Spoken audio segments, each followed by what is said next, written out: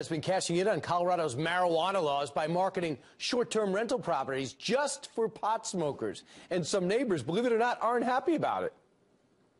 It turns into non-stop marijuana smoke. Many times I can't have my kids outside. Basically, what we don't want is we don't want a hotel in the neighborhood.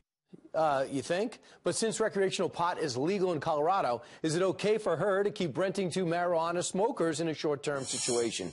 Joining us right now to debate it is attorney in studio, Lisa Giovinazzo, and Mason Tvert is the Director of Communications for the Marijuana Policy, Project Policy. Lisa, I could understand the neighbors are unhappy. Do they have a legal case? They will have a legal case. This is an example of Colorado not anticipating the problems. Now, you have a woman who's renting out a home, and she tells you, I bought these homes to rent to people to come to the establishments to smoke marijuana. She's using it as a business, but she's trying to avoid creating a commercial establishment. Mason, you have to feel as though feel as though they're pushing the envelope with this new pot law and the rental, don't you think? Well, yeah, you know, this is really no different than if someone was renting out a property in a neighborhood for the Great American Beer Festival that attracts thousands of tourists every single year.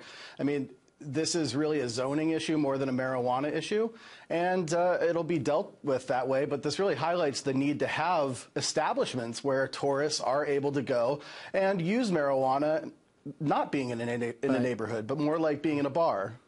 Lisa, Mason goes on to say the pot smokers are a lot less loud and obnoxious usually than drinkers. Does he have a point? I doubt it, because I think it came to light because people were complaining, and people don't generally just complain when nothing is going on in their neighborhood. But his point is taken. You talk about a beer festival, but there's a lot of planning that goes into a beer festival. When you're going to display alcohol in certain neighborhoods, there's licensing requirements. You have to get approvals. So again, using Airbnb or something to sell space where people can smoke marijuana, you got to get the commercial license. And there's dram shop issues, things like that. And Lisa, you're talking about that's a big holiday.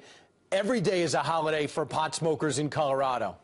Especially in the Airbnbs. Right, Mason? Real quick, final thought? I mean, every day is a huge booze fest in Colorado as well. The fact is, if people were leaving beer cans all over their porches, these people would be upset with that too, and that's a perfectly valid concern. But it's just a fact that alcohol does result in aggressive and violent and dangerous behavior, and marijuana's never been found to contribute to that. You know, the bottom line is, if somebody rented a house next door to you and you knew they were renting it for a day and they would consume tremendous amounts of alcohol, that would be the same problem.